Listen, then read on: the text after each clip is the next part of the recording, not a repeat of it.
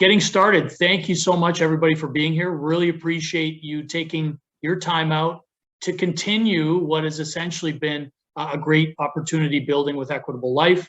I've got a couple of colleagues on the line with me here, Brian McNulty and Brent Swadek, who've joined. And in addition to that, we have our main speaker today, Peter Merrick, who we've been working with quite closely over the last little bit to delve into not only his personal experiences as a financial advisor for a number of years. And when you hear Peter talk, you'll see the passion, you'll find his experiences really come to the core, but also he is the author of The King of Main Street. And this is a book that fortunately Griffin was able to send out to all of you. And I'm not sure that everybody's had a chance to read all of it, but I think if you have a chance to delve into it even a bit, you'll see that it is very, very timely with what we've been speaking about, but also very relevant to the business that we're in. And with Peter's experiences, those have all been put onto pages for us to read. And we wanted to take this opportunity to go through not only Peter's experiences, but how he's using this book, The King of Main Street, to engage potential clients, existing clients, and to really put everybody on the same page. So I do want to introduce Peter J. Merrick, but also, for those that don't know, Peter actually was a former Griffin Rookie of the Year, were you not, Peter? I was 2020 Rookie of the Year for Griffin. So for somebody with such an expansive experience in the industry, there's still room to be a rookie out there, everybody. So for all of us that are just kind of getting started in those larger case markets, I think this is a great opportunity. So Peter, welcome.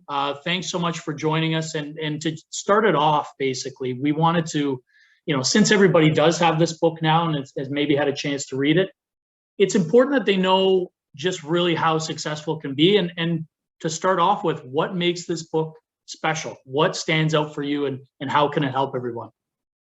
Well, first, thank you very much, David. I just want to share a little story about my association with Griffin.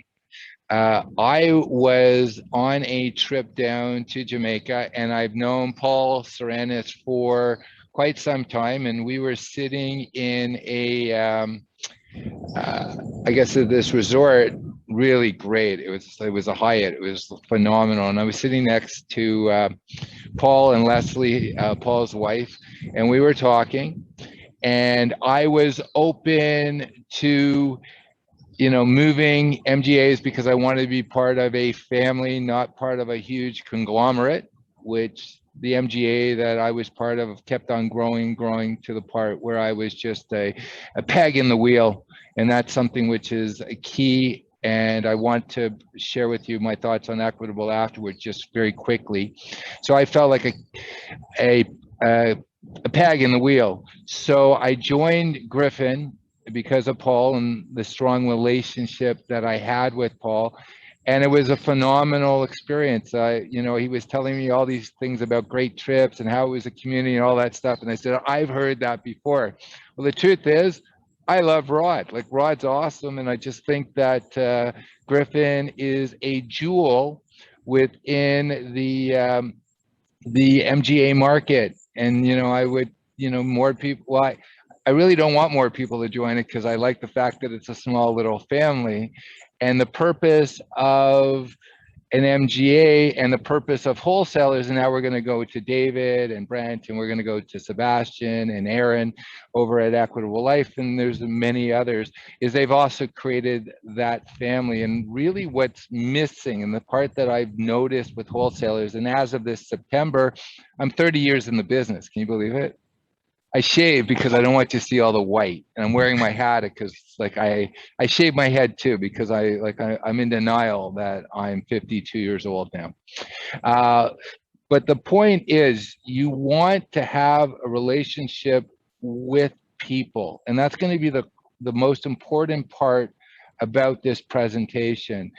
People think that it's like I'm selling some type of solution, and yes, you are, but more importantly, you are connecting with another human being. And in essence, in the big case market, it's connecting to these people because these people have been running so long and so fast. They're finally stopping and realizing I can't do it. And if I don't transition out of what I'm doing right now, I'm going to be taken out on a gurney, and I'm going to miss all those things that I said to myself in the back of my mind when I was by myself that I wanted to do. I missed my family, I missed my kids, I missed travel, I missed all these things. And I have to share with you, that is what this book is about. It's actually to cause engagement. And I feel very fortunate. I was like Brent reads about anywhere from, let's say, 2 to 4 books religiously every month. He shared that with us before. I was a big reader. I would say over a 25-year period, and because of this industry, it was after I graduated university. I lived at the world's largest bookstore. I was reading about, on average, 2 to 3 books a week. I was searching for something. And what I was searching for, I didn't have to read any books. I just had to turn a certain age, because it was actually saying, okay, this is who I am, and it's that inner peace. And that is the ideal client, someone who's searching for putting everything, tying up loose ends so they can now enjoy the rest of their life and making it the most meaningful part, because it can be and it should be. Unfortunately, our society has lost that. And that's what I hope that the discussion of the book that you'll have with each other and with a client will cause more engagement, more trust, and in essence, more action. And you have the skill sets, because you are dealing with the last part of life, to actually release these people to go on to do the things that are really important, the bucket list, the things that they never did. So David, I hope that is, as a beginning, that's my beginning, and let's continue.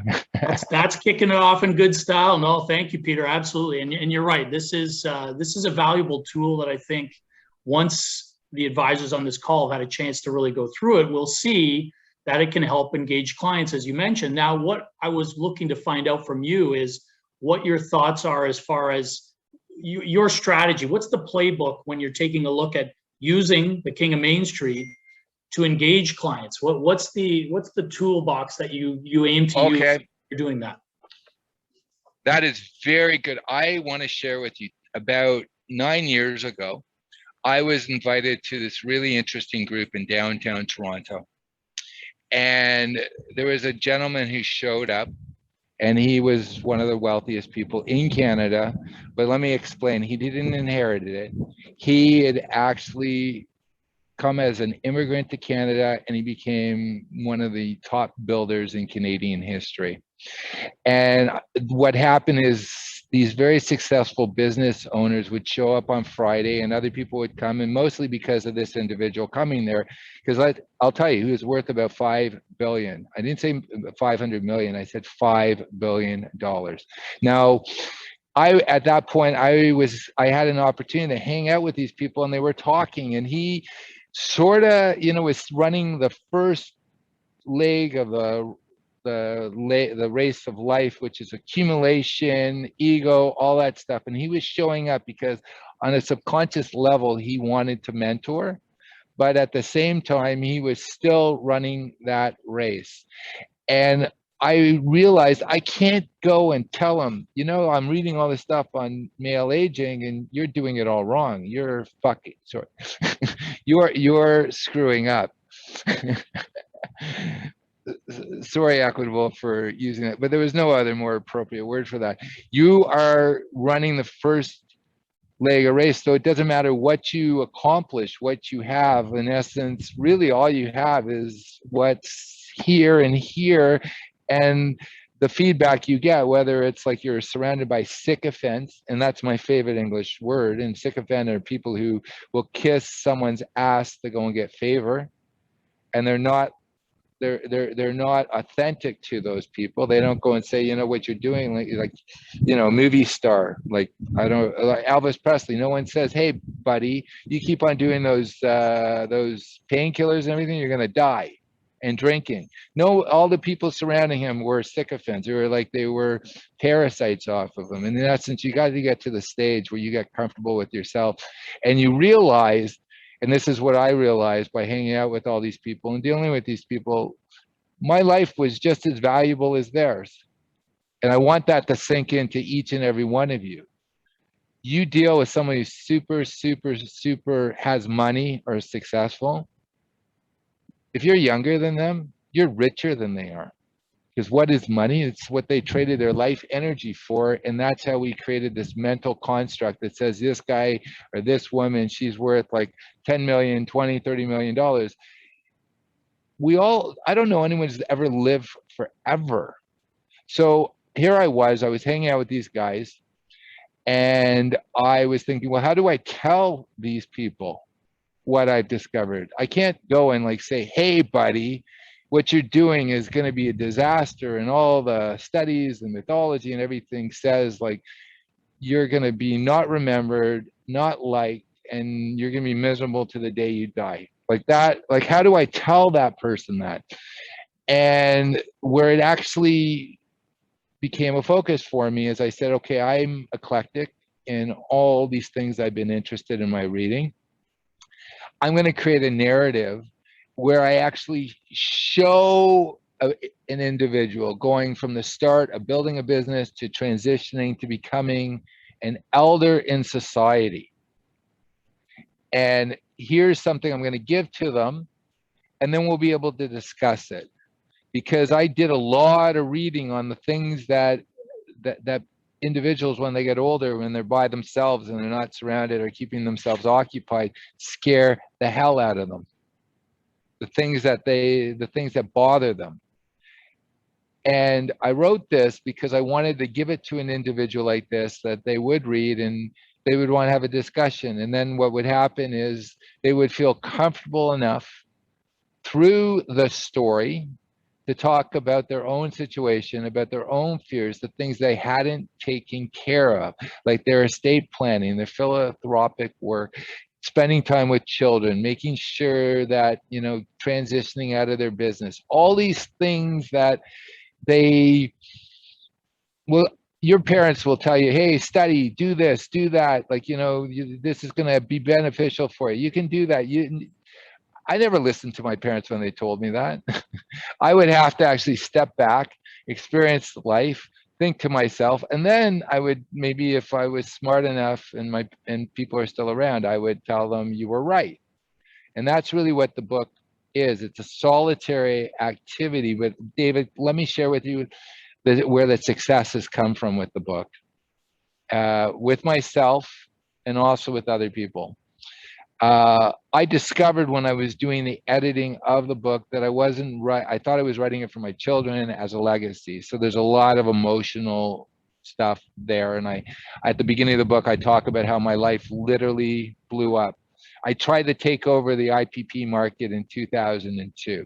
And my first book was on individual pension plans. I basically wrote about what I had discovered in the Income Tax Act, and I was sharing it with the world only because I'd almost gone bankrupt and I'd lost so much. And the only place I could have gone was up. Thank God I realized that I had my ability, I was healthy enough to get up. So I start the book with that, because I want you to know I've closed some pretty mega cases, but there's been times where, I was wondering, the paper boy had more money than me, where I had the up and the downs. And that was very humiliating for me. And what I want to share with you, most business owners who've done it themselves, they haven't inherited it, they have those stories they relate to. They want to be, they're human beings. So the way the book has been successfully used in the beginning, and I saw this, there's a broker who's gathered about $400 million of assets under management. And it's funny, most people made more money on the IPP book than I made on IPPs. It almost bankrupted me and almost, it set me on a new path. So what he would do is he read the book and he saw different things that could be discussed, but this would be a way for him to speak with the ideal prospect and client about things that the client wouldn't necessarily want to talk about individually themselves. So he would approach them with the book and he would say this. He would say, I'm thinking about giving this book out to individuals like yourself, but I don't know if this book is, you know, that they would find any value, utility, benefit by reading this book. Could you do me a favor? And the favor is, will you read the book or will you listen to the audio book? And after you're finished, would you mind that we spend like an hour or two to discuss it? So think about this. You're giving someone something of value, right? You're not asking them to sell insurance, whatever. All you want to do, what's happening psychologically, you're saying, I want to discuss this. I want to know if this book is appropriate. Now, this is why it's key that you read the book. And I also, some wholesalers have created study groups of the book where people actually discuss aspects of the book and they talk about different solutions that you can address. So I'm not going to talk about specific things in the book. However, I wrote the book because I love life insurance. And you can see that in the book because I'm very pro where it fits into the overall planning. And I'm also very pro advisors. And what I mean by that is there's 4 main characters in the book. There is Michael, who is the hero character. There's Harold, who's the successful business owner. And both of them are very reliant on 2 trusted advisors. So I'm going to share with you the psychology of why I did that. I want them, the business owner, the mega case, the whale, to see the advisor who handed the book to them and asked to discuss them as those characters, as the trusted advisor. And you're hoping that they see themselves as the entrepreneur going through that entrepreneur's journey. And if the book's good enough, and all I know is I did the best that Peter Merrick could do, and I hired 11 people to work on it beyond myself, but I made sure it was my voice. I just wanted it to be my legacy project. That when you go back to discuss with them, you know that there's certain things in the book are going to have them question, shake them up, hopefully. I have a section, and I don't know if you guys remember from the early 90s, it was called the crying game. I have a crying game moment, which I call the money moment for the advisor. Because of course it's going to shake the reader up. And so you're going to go back to them, you say, well, is there any part of the book that hit you? And they're going to tell you most likely that's going to be the first thing they're going to bring up. And then you say, well, what happened if that happened to you? If you were in that situation, have you dealt with it? How would you like to deal with it? And you're talking through the book, but you're talking really about the individual. And in neurology, they've actually discovered we have something called mirror cells. That's how we feel empathy. We can't help but actually place ourselves into that situation. So if I share a story with you about myself, you're going to relate it to situations that in your life experiences, and that's what the book hopefully does to them. But you're able to talk about them through the story. And in the insurance business, they're always telling us to tell stories. I'll give you an example. One of the first stories I ever heard, it was about the spot policies. You guys still have the spot policy, David? Not that I What know that of. is if they give me the first month premium, I can give them like instant coverage until the final policy is given for like $500,000 or something like that. Temporary insurance, I guess, would somewhat Yeah. clarify. Yeah. Until you actually do the full underwriting. Yeah. So I'll give you an example. The first thing that I always think about hearing a story, and you don't even know if it's a real story, but it makes a point. I go in for a training, like this is about maybe 27 years ago on insurance, and the guy doing the training talks about someone he knew who worked at the company who had an agent. So we know it's like so far removed, right? We don't even know if it's true. He sat on a Friday and he got the first check, and there was like $100,000 life insurance on, like, you know, the temporary insurance, and that individual had written the check and signed it for Friday, first month premium, and got into a motorcycle accident and was dead. And the insurance company paid out that $100,000. Now it would be equivalent to maybe like $500,000 today. Wow. I don't know if that's true or not. That sounds awesome. You know, I actually started thinking of myself. I think of myself signing that. And it's like, well, if I die, my family gets this money. I can't help but start thinking about myself. And this is a story that, you know, I even heard myself talking about, you know, I know this guy who knew this agent, and this is what happened. The other story I would hear, there was this woman who was a great wholesaler with Canada Life about 25 years ago. And she tells a story about critical illness, because critical illness was like the big deal. And she was talking about this doctor, his wife was really sick, and all she ever wanted at the end of her life, because there was no you know, there was no way of a cure, she was going to die, is just to have her family be around around her as she was in palliative care and dying. And she didn't have critical illness, and the doctor almost went bankrupt because he fulfilled her wishes. Now, he became the biggest advocate for critical illness, because if they had that money, you know, he would be able to spend time with his wife, and he wouldn't be on the verge of bankruptcy after she was gone. So these are the stories. Do I know if that's true or not? So my story is no different than those stories, because what's happening is the reader or the listener to the audiobook, and I'll just say the person who does the audiobook, he's one of the new voices in the Call of Duty video game series. So he's got a beautiful voice. Like a beautiful, I like listening to it. I'll share with you, when I read the letter, I almost cried, and I'm the guy who wrote it. I was told a great voice can turn a terrible book into a listenable book, and a very great book with a terrible voice is something you turn off. So how is it being used? And this is where Equitable Life is taking it a step further. It's this individual, this broker, and this is how it started with my discussions with Sebastian. I was saying, you know, this guy is like taking over $400 million worth of assets, because he's used the book.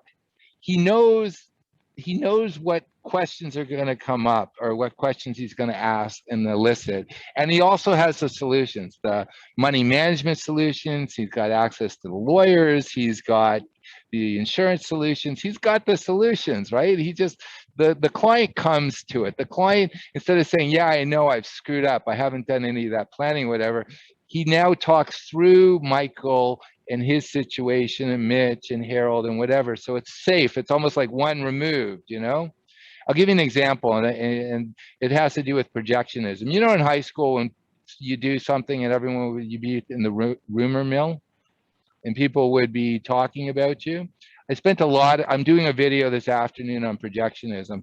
What it is it's not about the person who actually did it, you know, got really drunk, did something stupid, you know, was with someone who, you know, now that people are talking about. It's these people that they need to work it out themselves, and through that other person's experience, they're working it out. And that's literally what's happening with the book. They're working out, how are they going to deal if they were in that situation? That's why we're the storytelling animal.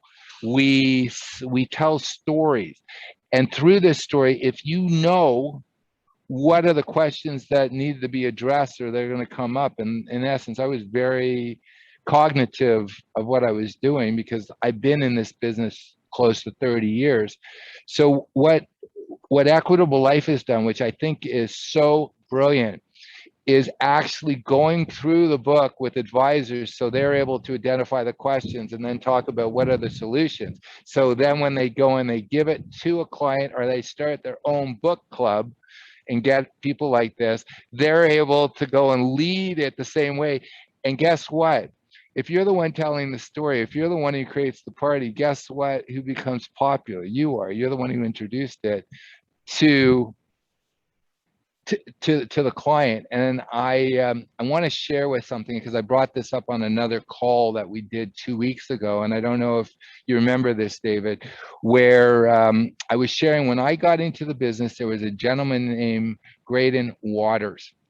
And Graydon had an incredible book of business. He had about 3,000, I would say, customers. I wouldn't say clients, because if you got that many people, you want to get into the big market, you're going to do maybe anywhere from 1 to maximum 5 cases a year if you're lucky. You're not going to be writing a zillion things because it takes a lot of expertise to be able to do those cases, and it takes time. So this gentleman, Graydon Waters, he wrote us several books, but he wrote one book called How to Choose a Financial Advisor. And I read this book in 1996. So I had been in the business, I don't know, 4.5 years. And it had a bunch of questions that the average person should be asking when they were choosing a financial advisor. And I realized quickly that I couldn't answer any of those questions. And the question is, why would someone want to deal with me, Peter Merrick, rather than anyone else? I couldn't answer them, but I was telling people that I was their financial advisor, but I couldn't answer any of these questions. So I went about answering those questions. I ended up getting my CFP. I ended up like writing out my value system, writing out who my ideal client was, all these different things, you know, to get very specific, like who I was and what I had to offer, because I was very unconscious and I would go this way and that way. An insurance company would come to me with a product and I try to sell that. And then a mutual fund company would come and tell me something different, and that's what I was selling. And I didn't really know what, you know, I needed to do. Now I sat down with Grid and I ended up becoming, you know, he ended up becoming one of my mentors. And he shared something with me, which was really cool concept. And you got to be very careful. If you don't want to be a pretender, you want to be someone who's real, because that's how you deal in the big cases. He said, give this book out to prospects and clients, because what you're actually saying is someone who's brave enough and congruent enough to give a book that says how to choose a financial advisor to a client or a prospect is saying, I'm that person. So this book, when I wrote this book, I was thinking about that not just to give this book and say, hey, you know, I want you to read this, I think you'll like it. Through these study groups that that you just completed with Brent and David, you are becoming that person. And with this book, to give it to an individual after having that discussion about, like, how do we fill in the holes? Because I was very focused. I was a prof, and I taught the CFP, I taught the CLU, I taught the CEIBS program, I taught the CGA program, I taught the HR programs. Like, I taught everything, and I put all the essentials into that, and I wrote 3 textbooks, and I think I've written over like close to 900 articles over the years. And I wanted to put in the essential parts and to communicate it not to what we're the advisors to kings. We are not the kings. We are the people who sign the back of checks. We are the check cashers. We want to advise the check writers. And the people who sign, and those are the people who sign the front of the checks.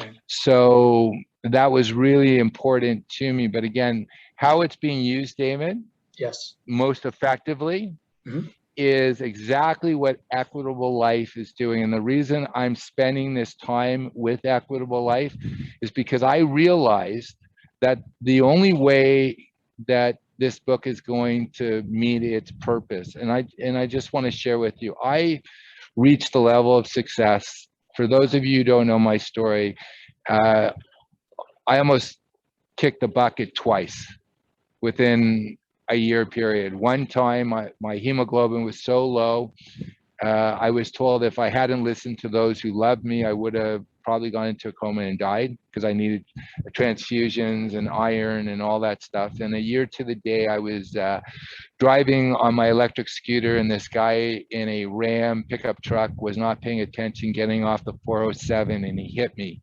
And thank God he drove up on the base of the scooter, and I pulled half my body out. And I realized that, you know, we have to have an understanding of where we fall into this universe. So you're not insurance salesmen. You're not. Let's look at the demographics. Canadians haven't been having kids since 1972. We have not been replacing ourselves. There is going to be the largest wealth transfer. And that is really, people say, oh, such a great opportunity, large wealth transfer. No, it's scary. Why? Because Generation X, which happens to be a third smaller, my generation, a third smaller than the baby boomers, they're all leaving. It's like there could be a huge contraction in the economy. And who are the best people out there to discuss this are us, advisors. I realized something a few years ago. I started thinking, well, look at the information that I get when I'm writing a large case. No one else gets that information. I'm finding out if they have a venereal disease, what type of medication they're on, and also what their finances are. I'm sorry, their banker doesn't know their health. Neither does their accountant, and their doctor doesn't know their finances. So you better be a trustworthy person. And what is the purpose of the book? And how have I used it? And I'm going to turn it back to you after this, David. Sure. It is to cause a deeper conversation. And who better in our society to have those deep conversations other than someone who sells insurance? And the reason is we are getting both their health information and their financial information. And if we have proper planning, we can go and elicit conversations that nobody, not their therapist, not their doctor, not their stockbroker will ever have. And in essence, we need a tool to actually have those conversations. And we also have the skill set to solve many of their financial wants, needs, desires. And we have those abilities to have those conversations. So what is the purpose of the King of Main Street? That cause those deeper conversations, because these people want what everybody else's want. They want to, if they have a family and if they've lived a full life, they want to actually not be a burden to those they love. They want to help the people they love. And they also want people to actually tell good stories about them when they're dead, not saying, oh yeah, he was a big show off, he had a great business, but then he died and the family became destitute because he didn't have a will, a power of attorney, any insurance. The government moved in and seized all the assets because nothing was taken care of. Like these are real fears that big business people who are going to buy the big life cases are going to do. And what you're doing is you're selling relief. You're not selling a big policy. You're selling psychological relief. And you need a way to have those conversations. But I'm going to leave this before I think. If you haven't had those deep thoughts and those deep discussions yourself about yourself, you will never be able to have those conversations, real conversations with your client. And that's why I'm really proud of what you guys at Equitable Life are doing, because you're using the book as a tool for advisors to discuss their situation and also the situations of the potential clients or the clients that they currently have. So David. Good segue, Peter, actually. Now, I want to pivot away a bit from the book just for a second, because I do know that there's a lot of your experiences that are within that book. And I do think that it is a very valuable tool for the advisors on this call to utilize. And since they've just completed that Equitable Corporate Insurance coaching program with Brent and Brian, along with the Griffin support staff, I wanted to know, we had a conversation not long ago where you'd mentioned that when you're starting out in this type of market, when you're working with these higher net worth clients, these larger cases, you said that a lot of the success is predicated on the attitude that you have. And that's going to really lead towards the opportunities. It's going to lead towards your ability to really connect with those clients. I just wanted you to elaborate on what you meant by that attitude. What is it? And explain a little bit more for those that are just starting out in this new market. So I also think that insurance agents, out of all the professions, are the bumblebees of society. They jump around to different situations, like, and let's say business owners are jumping around to people who are doing different things, and they might actually be the ones sharing that information that's happening in society. So the reason why I bring that up is because we have to start listening to what our environment is telling us about ourselves. And what I mean by that is there's certain types of people that you work better with than other people. And you have to sit down and actually write out your values. And I do that in the book. You have to actually say, who am I? What do I value? What do I need? What type of people are going to be able to assist me to achieve what my needs and my goals are? And then at that point, you're able to be congruent. Because if I know, and I'll give you an example, I get calls all the time, people saying, hey, Peter, why don't you sell money management? Peter, why don't you do this? Why don't you do that? Because I did the work, I'm able to say, I'm sure you're going to do well doing that. That's not what I do. That's not what that I could add to the conversation, to my skill set. So knowing that, I'm able to go into a situation, and when I go and I sit down with a client, I listen to them, and I've defined who my market is. And I'll tell you who my market is. My market are street fighters. In Canada, most of them are immigrants. Why? Or are children of immigrants. Because they came from nothing, they wanted something, and they were able to build something. I didn't do well with second generation, the offspring of those people. I dealt with those individuals who made something. Because there was something about me that was attracted to those people, and there's something of those people that was attracted to me. And guess what? My environment told me that.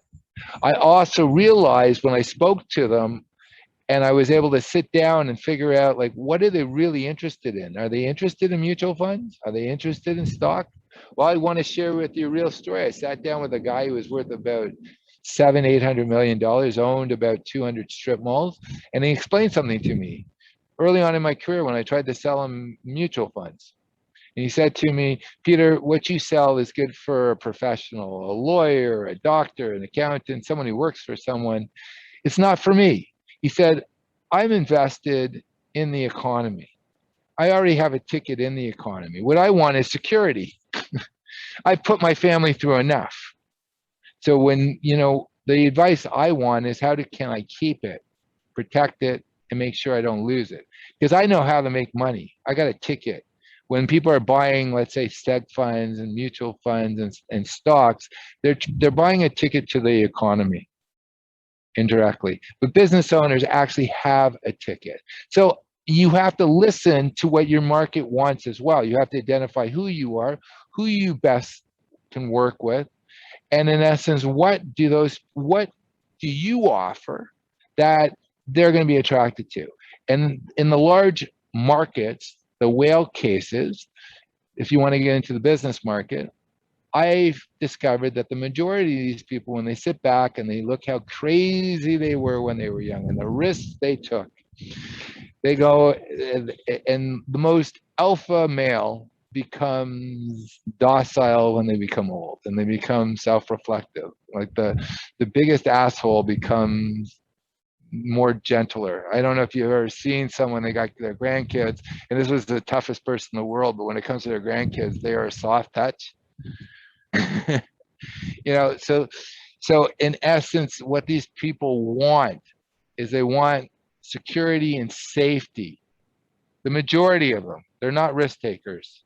They were risk takers in their own businesses, but what they turn to you is they want safety. And what is insurance? It's offering a safety net.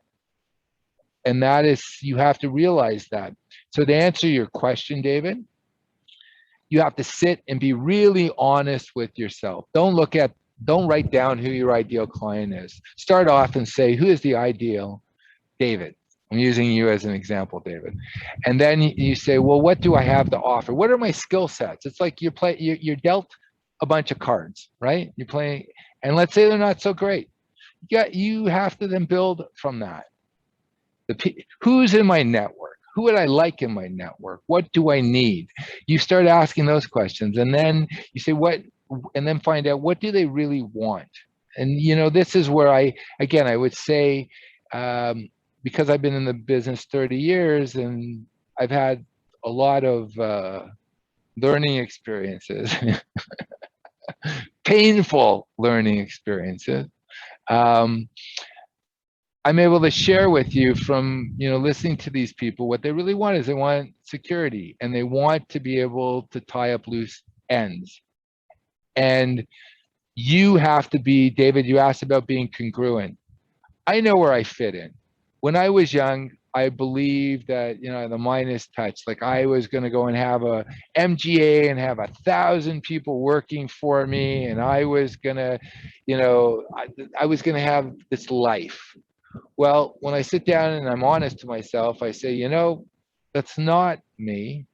I'm the relief pitcher.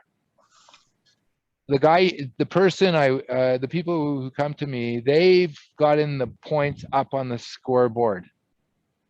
And my job is to keep the other team's points as low as possible, being CRA, legally. And those in the big market selling the big policies realize that insurance is actually written in the Income Tax Act.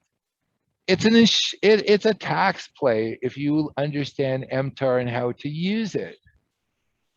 And in essence, these people here don't need you to make the money.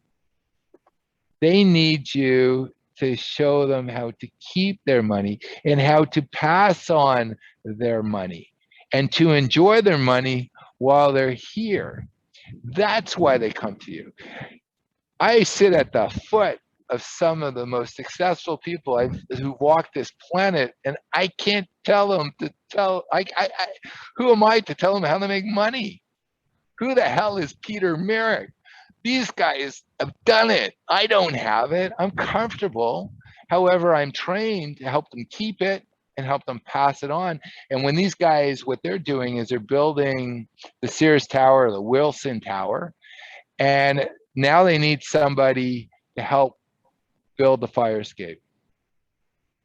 Okay, well, that's actually a good point here, because we've got our first question from the group, courtesy of our great friend Nate Brown, who's asking Peter, with the mindset you've identified what you need to be doing in order to be successful in this market, and you're trying to attract the clients that you feel are going to work best with. But have you ever turned down any clients? And if so, why?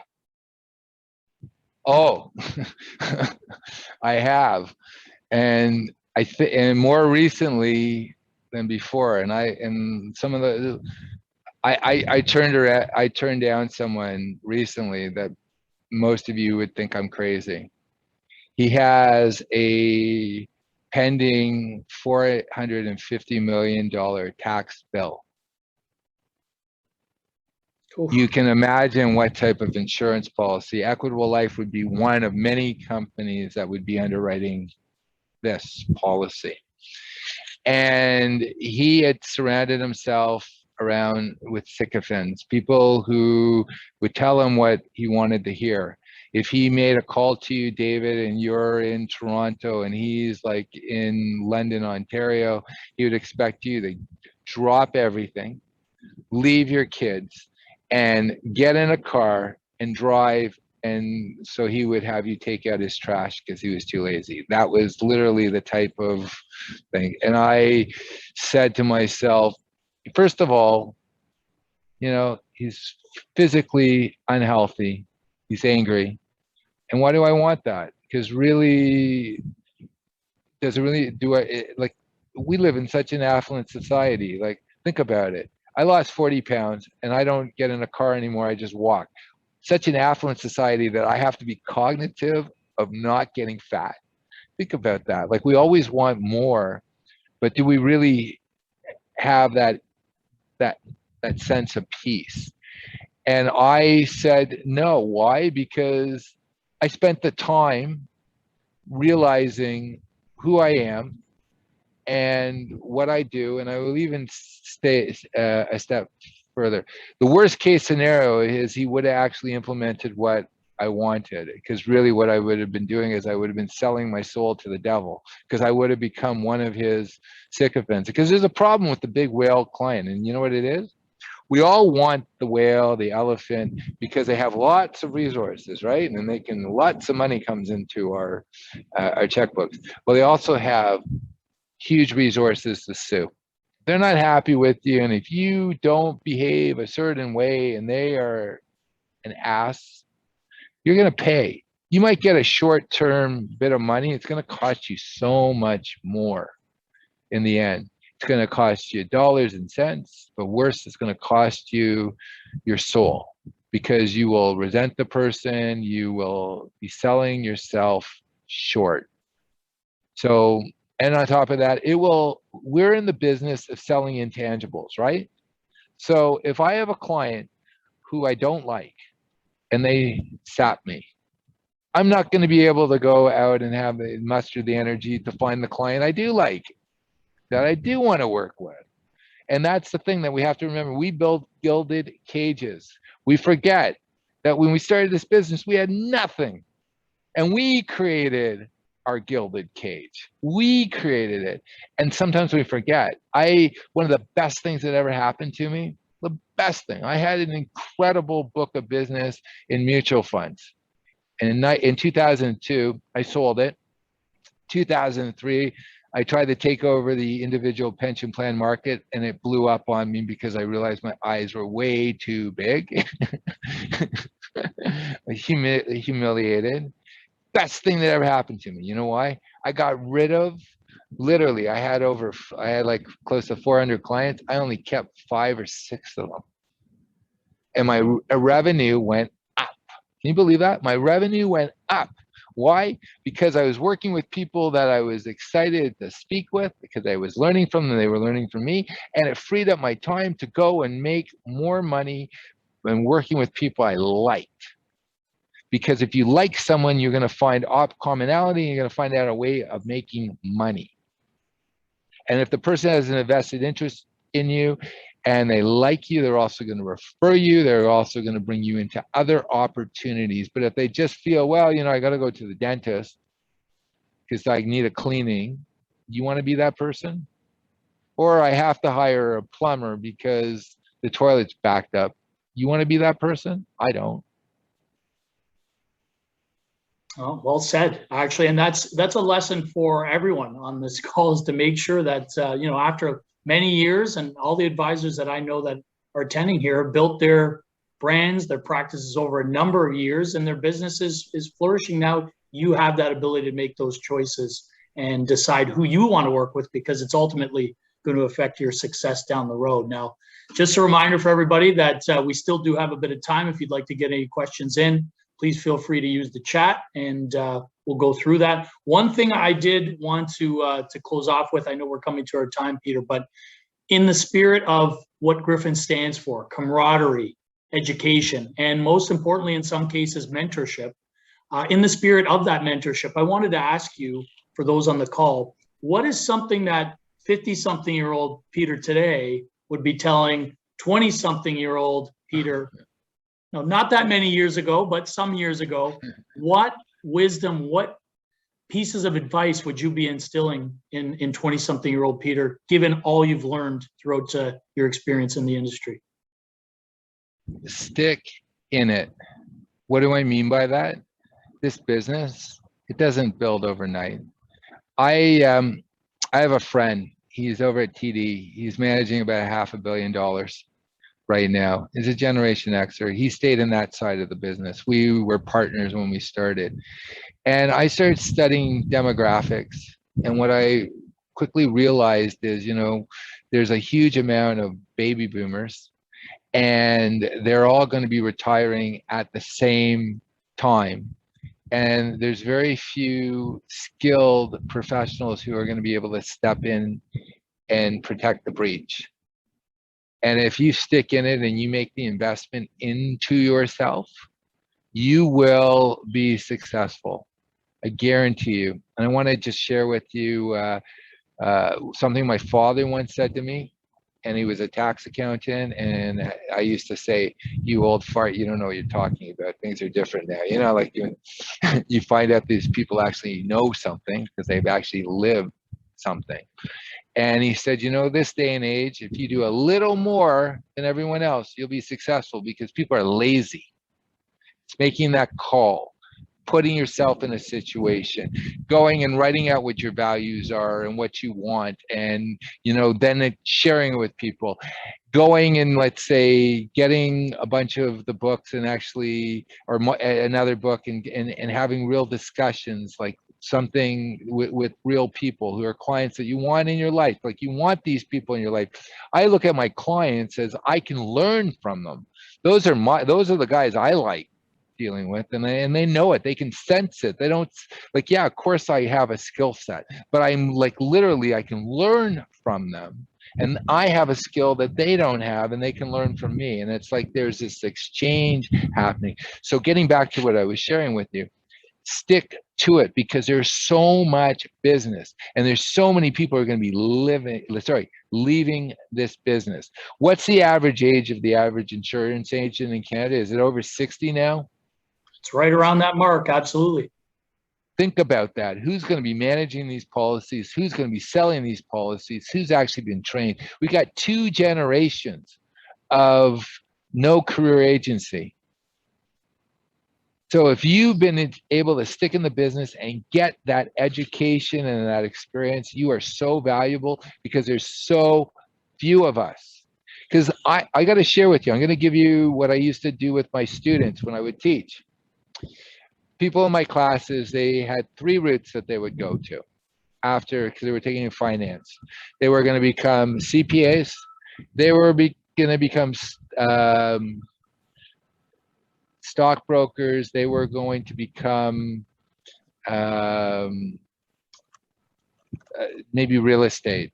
So I would actually turn to my students and I would say this: okay, so I'm going to give you 3 choices, and the 3 choices are this: real estate agent, stockbroker, insurance agent. You know which was the least chosen out of the 3? Most people would say real estate broker or stockbroker. Never did they say insurance agent. So what I said to that, because, you know, I had blown up and I was in the money business for about 12 years. And I said, well, if everybody was going over there and no one's going there, that's the opportunity. Okay, if that's the opportunity, where's the biggest opportunity? The biggest opportunity is helping these people do their succession planning, their estate planning. And on top of that, I'm even going to go to a step further too. The regulations in the insurance business right now are much more conducive to be independent and to have a business. It costs a fraction. You're able to sell all the same stuff that if you were a stockbroker, but you're able to sell it under the Insurance Act. And the Insurance Act is better than the Investment Act and better than the Banking Act, because you got creditor protection because it's under the Insurance Act. There's a named beneficiary. It could be a pension fund. It could be a critical illness, all this stuff. Think about the utility, because think about a business owner. They're not going to you to make money. They're going to you to save their money. And in essence, there's no better business, but everybody else wants to sell real estate because it sounds sexy, or they want to sell stocks. So let them think that this isn't sexy. This is the coolest game out there. And you should be patting yourself on the back saying, I was smart enough to go into it, because there's nobody in it. Think about it. Average age 61, the average stockbroker is 41. Think about that. Think about the difference. And you want to know something? If you were thinking insurance, you're thinking about transitioning out in the last stage. The reason why stockbrokers can't sell life insurance is because they're thinking about growth. They're thinking about growing, and you're thinking about maintaining and transitioning out. There's no better opportunity. And I got to share, I came to it late. I wish I was smart enough. You want to, David, go back to that question? If I would go back in time, you know what I would have said to myself at the beginning? Screw having a mutual fund license, a stock brokerage license. I would have sold DC plans to insurance plan, like when I started, if I was smart enough, if I could go back. And I'll share with you what the opportunity was. Foreign content was 10%, and the maximum you could put into an RSP was 13.5. In a DC plan, if it was a business owner, they could put in 15.5. They could write off the management fees, and they could they would have creditor protection. You have that ability right now with a corporately owned UL policy, like that's existing. And you want to know something? The insurance company, so not the insurance companies, the banks really don't want to sell this because they like controlling the assets. Have you realized that they've all started buying their own stuff? They want to control it. Well, in essence, think about the business owner. I want to deal with people who are similar to me, a gun shooter. They don't want to deal with someone at the bank. You ask these business owners, they'll tell you how much they hate the bank. So why would they want to have their money or their insurance or whatever with the bank? Well, I think that's pretty solid advice. Sticking with it, it's pretty simple, but unpacking it like that is always helpful, Peter. So thank you for that. We know you're a big book fan, obviously. So one of the last question we have from the chat is, if you had a few to pick, what books did you find inspirational, and what would you recommend this group turning to read if you were to give any recommendations? Of course, aside from The King of Main Street. For sure. I actually going to share with you two books that changed my life. And I might actually, if I have time, I'll say the four that I think are essential. The first one that I read is Siddhartha by Herman Hesse. He wrote it about 100 years ago, and this book was about, it talks about the journey. And in essence, my book is just a modernized version of the journey. And I think it's key because it talks about different stages of life. And every time you go back to it, you're in a different stage in life. The other book that I would recommend, so the first one is Herman Hesse and Siddhartha. The second one is Edwin Abbott. He wrote a book back in the 1860s, and it's called Flatland. And what it does is it talks about a two-dimensional land, and it talks about how people, you can only see two dimensions, but you're told that like a Bill Gates has like 50 million sides, but you can't see those sides. But you're told that, and that really is exactly our society. And it shows about questioning that, realizing when you meet someone who's really successful, they also go to the washroom, they eat, and they will die. And they get a same amount of spins around the sun. And that book is a very powerful book. I have my students read it because I want them to understand that, you know, when you meet someone who has several $1 million, don't get on their hands and knees and start like saying, oh my God, you're like closer to God. They're a human being and they want to be treated as a human being.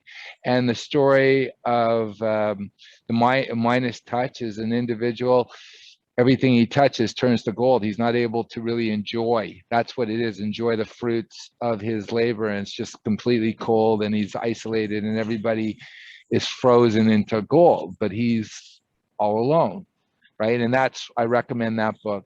The other book I would recommend is The Critical Path by Buckminster Fuller. He lived to about 85. He wrote this book about how he became successful, and he gives the secrets that he discovered. And just to put in perspective, at 32 years old, he was contemplating suicide. He had lost a business. He lost his child, and life expectancy when he was born, it was 43 years old.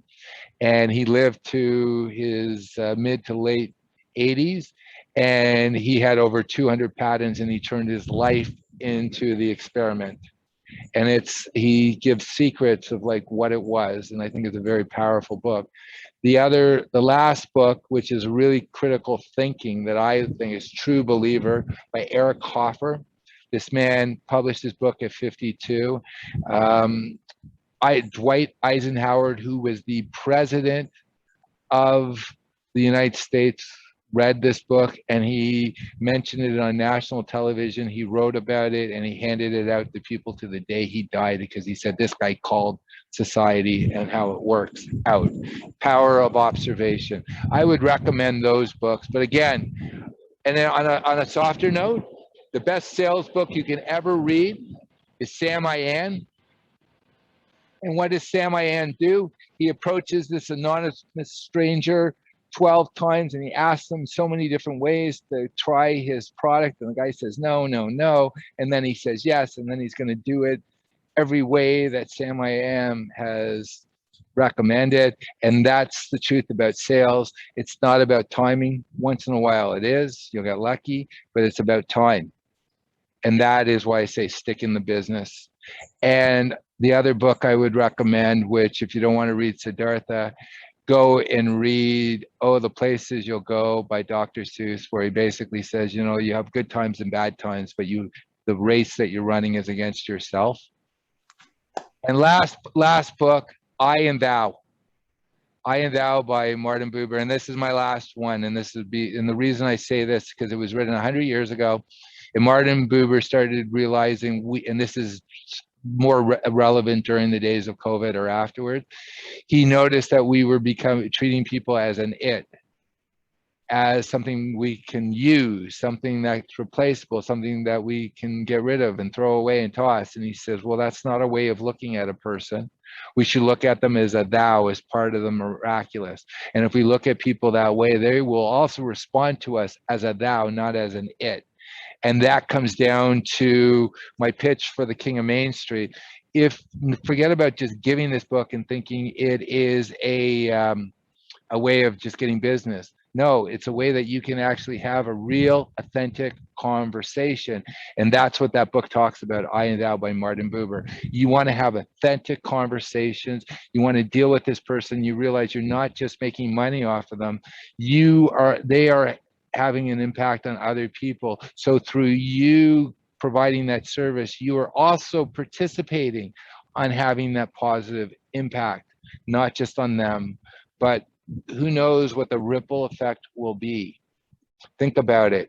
You actually help someone get a really big scholarship together through a donation, and one of the students who benefits from it finds a cure for cancer. Think about that. You were the one who brought that solution that caused that to happen. And you might not even know that happens, but you know that what you do is important. And that is what I'm going to suggest. If you want to deal with the big market, you're not doing anything to get something over someone. What you're doing is you understand the importance of what you do, and you are finding people who you can get the greatest leverage to do the greatest good in society. Thank you for that, Peter. Excellent. Yeah, and very well said. I mean, it's not as simple as just handing the book over. It is a tool, but it needs to be utilized properly in order to really engage the clients. Anybody on the call have any questions that you wanted to pass along to Peter? I know I've answered what was in the chat, but just wanted to throw that out there. And if not, I definitely, Peter, first of all, thank you. I do want to pass it over to my colleague, Brent Swadek, for some final comments as well. Brent. Yeah, you know what, I just want to thank you, Peter. I think it was great. I think so for me, as you're talking, I'm unpacking course number one, which was the intro course, which was all about recognizing there's a massive market out there, but we're not trying to be all things to all people, right? So I love Nate's question on, do you ever say no to clients? Recently, we just listened to Bhupinder Anand give a talk, and he said in life, you're doing okay in life if you're saying no more than what you're hearing no, right? And a lot of that comes down to how well do you know clients? And if you remember, like, when we talked about stuff in that first course, we were talking about thoughtfully questioning people, right? Creating meaningful dialogue, trying to understand what they value. And once again, I think I said it in that course, no financial advisor has ever made their clients wealthy. What we do is we take money from them, right? They make themselves wealthy. What we do is help them achieve their goals and make sure that, you know what, they're not paying needless money away in tax, and making sure that things transfer onto their family. So the more we get to know our clients, the more we know who we want to deal with, the more we build. Bhupinder also said, if you've got those pain in the ass clients in your practice, whose fault is that, right? So it does come down to being a little bit more choosy. Now, understand, we all start out, we take everybody like that. That's the way the industry's taught, by the way. And I just had somebody new come through a career shop. And I said, I bet you heard the word, just throw it to the wall and see what sticks, right? Just throw it to the wall and see what sticks. And I said, go learn under that methodology. And then when you're ready, come back and talk to me, right? And he's at that point where he's like, I'm tired of seeing lapses. I'm tired of, trying to write people that, I don't have any connection with. And I'm like, now you're ready to actually define who it is that you want to do your best work with, right? And once you do that, if you remember too, once we know who we do what we do for, we create a process that speaks to them. We have tracking and measuring that shows them that we help them get closer to their goals in that. And we have a fact finder that thoughtfully allows us to question them and service them. Then from there, all that other stuff, the technical content, what books are important, like when you say what books are important to somebody, and these are all great recommendations, by the way, I wrote down the list. But you know, you'll start to pick books and you'll start to attend sessions based on the things that are going to move that needle forward. And when I say move the needle forward, it's not only things that interest you, but if it doesn't impact interest or hold value to your clientele, don't do it. It's just a waste of your time. You're never gonna get those hours back, right? So like if your business is not Super Visa insurance and you're signing up to go learn how to sell Super Visa, that's just a waste of a couple hours of your life that you're never gonna get back. And as Peter said, time is currency, right? And so, you know, I thought it was great. There was a lot of really great stuff in here that I got to unpack. And, you know, I love the book. I did endorse it. I said it was like a very thoughtful, very well written book. I can see how it can be used with clients to start a dialogue. Hopefully you folks can see that. And ultimately, I hope that we continue on these discussions. We've had several discussions with many of you individually since we started the program. Hopefully that, you know, you're still seeing value in that and you're working on these things, because there's no finish line. It's like a circle. Like it's like the minute you're always refining down who you want to deal with. And, you know, listen, we're just happy to be on the journey with you. So thanks so much, everyone. And thank you, Peter. And thank you, Dave, and thanks, Griffin, for arranging this, for arranging books to go out. And you know, fortunately, Peter's with you guys. So that's an awesome coincidence. I know that he has been used with some other firms, but it's kind of neat that he is actually part of this firm. So that's really kind of cool. Thanks, Brent. Peter, any closing words? Well, I will throw this out because I throw this offer after you guys have gone through this. I'm looking at what I'm doing with the book as a legacy project, because I've been in the business 30 years. So anybody who goes to Amazon and buys 20 books and starts a book club or whatever, 30 books, I'll jump on a call like this to actually discuss the concepts. Because again, I believe that there's predictions that the Canadian economy could shrink by 30%. And this is pre-COVID. So in essence, what we're doing is important, and actually having these people think about it is important. And I'll leave this with you. The public trustee I was speaking with several years ago, and I remember speaking to the individual who managed all the money. He was telling me the week before he took over an estate of $70 million that the person died interstate. So you'd be surprised who's not prepared. So you have to go and ask as many people as possible and not think that they're doing you a favor. You're actually doing them a favor, because too many times that people look at really successful people and they say to themselves, oh, they must got it taken care of. No, they're good at what they've done, but don't assume that they're experts or they've actually taken care of what you have to offer, because what you have to offer is of serious value, especially in the next 10 to 20 years as the biggest transfer of wealth happens. Excellent. Peter, thank you so much. Thank you for penning this book. Excellent job. Great resource for those on the call. A big thanks to my colleagues Brent and Brian for joining today. And of course, Griffin, thank you. Whether an advisor, MGA partner, it's been excellent going through this coaching program with you, and now having a chance to hear Peter pass this along. And I really think this is the essence of our industry, is coming together, collaborating, getting mentorship from somebody who's been there and had a chance now to put their thoughts down into a magnificent story that can really be used to help you build your business going forward. So I want to take the time to thank everybody. Should you need anything, please reach out to either myself, Brent, Brian, and of course, I'm sure Peter is welcome to help out. Follow him on LinkedIn, and I'm sure he'll be able to provide you some great content day in and day out. I know I've enjoyed it as well. So thanks, everybody. Great to join you today, and look forward to seeing you all soon.